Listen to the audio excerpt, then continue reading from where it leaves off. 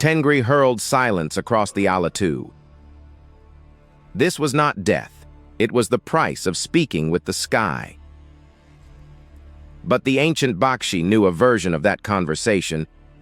The Kyrgyz Alatu range rises like a spine of the world.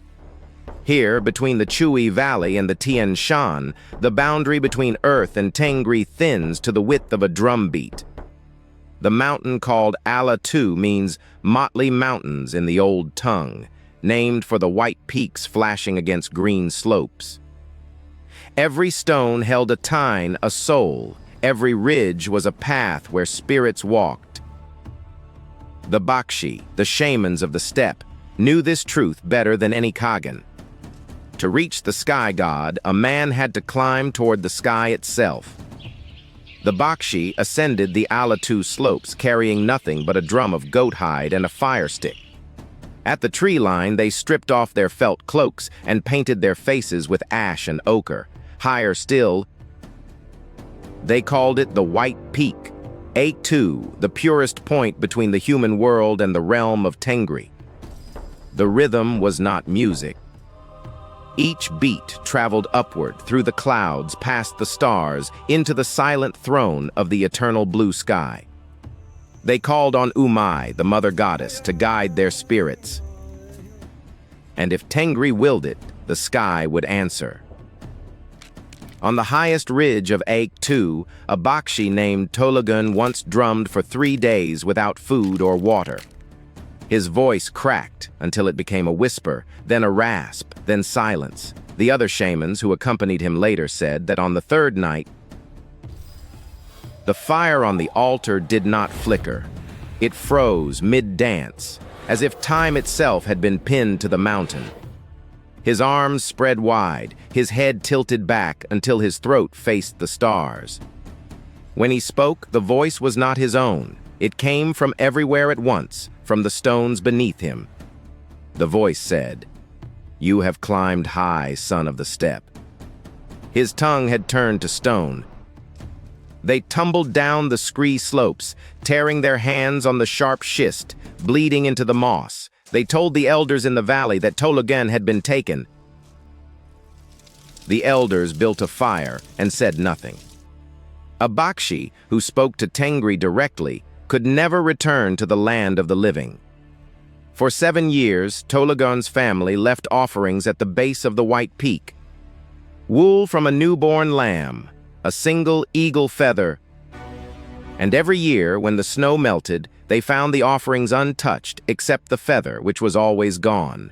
What started as a local legend was about to become a warning that echoed across every yurt from the Chui Valley to the shores of Isikul. The elders summoned a council beneath the great felt roof of the Ak-Urgur, the white yurt of the tribe. They sent riders to every valley. The message was simple: a Bakshy had been taken by Tengri. They must prepare. No living Kyrgyz had witnessed a shaman suspended between worlds. The oldest among them, a woman named Janyl Walks. Her grandmother had spoken of a shaman who climbed too high, who beat his drum with too much pride, who demanded answers from Tengri instead of asking. And when he finally came back down the mountain, his eyes were white as snow. Outside, the wind carried the sound of drums from distant camps. They came from the passes of the Tian Shan, from the shores of Isikul, where the water is so clear you can see the stones of forgotten cities beneath the waves. They came with drums made from the hides of horses that had died in battle, with rattles of bone and iron. 12 who had heard the call. Janyl Walks met them at the base of the Alatu.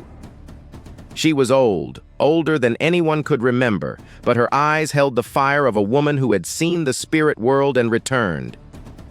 She told them about the voice that came from everywhere at once, about the fire that froze mid-dance, about the eagle feather that vanished each spring. He carried no drum. He carried only a single object wrapped in white felt. When he unwrapped it, the other Bakshy gasped. It was a Kobyz, the ancient horsehair fiddle of the steppe. This was not an instrument, it was a relic. The last Bakshy to play it had been Janyl Walks' grandmother.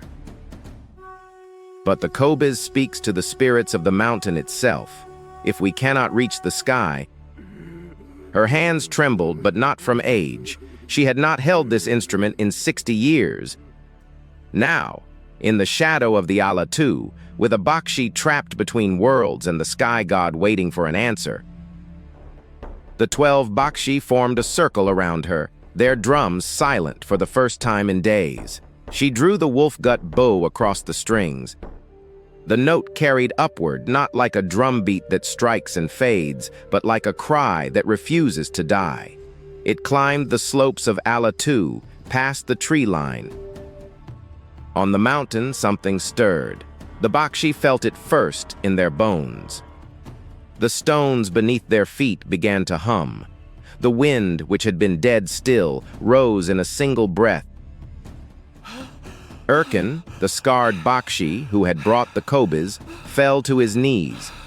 When he spoke, his voice was layered, human and stone and wind all at once. It remembers every Bakshy who has climbed, every offering left at the white peak. And it says he is not alone. Janyl did not stop playing. Her bow moved faster, the strings crying in a language older than the Kyrgyz people. The other Bakshy joined her with their drums, but softly, not to compete, but to support. And then the fire on the altar relit. Not from a coal, the flames simply were, blue at the base and white at the tips. The Bakshy watched as the fire began to speak, not in words, but in shapes. Smoke curled into the form of a wolf. The woman pointed toward the peak. She set down the Kobyz and walked into the fire.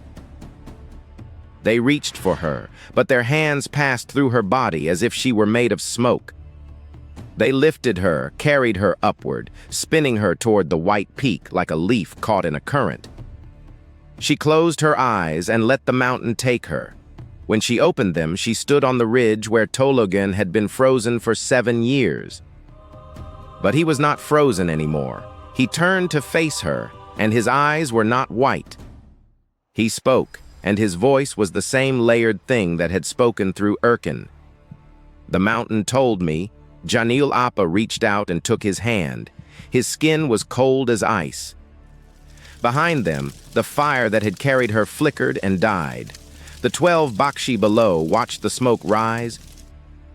They did not know if Janyl would return. They did not know if Tölögön would ever speak in the tongue of men again. But they heard something faint, distant, carried on the wind. From above, the drumming stopped.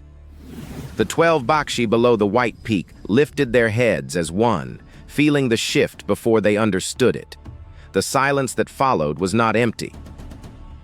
Erkin, still kneeling where the voice had left him, pressed his palm flat against the stone.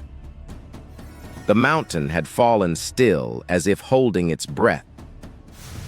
It came not as thunder, not as lightning, but as a single shaft of light piercing the clouds above Ak-2. The beam struck the ridge where Janyl and Tölögön stood.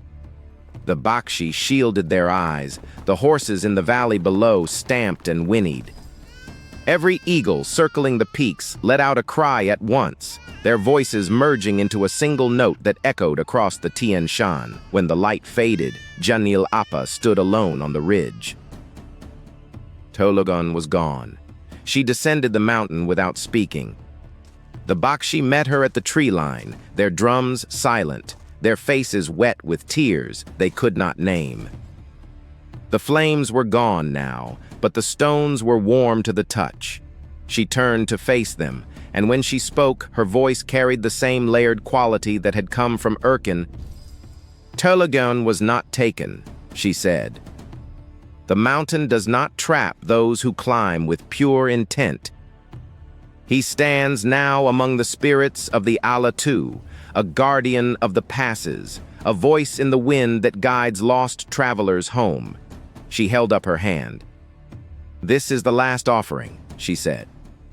Tölögön accepts it, and Tengri, she paused, looking up at the sky that had gone quiet and blue and infinite.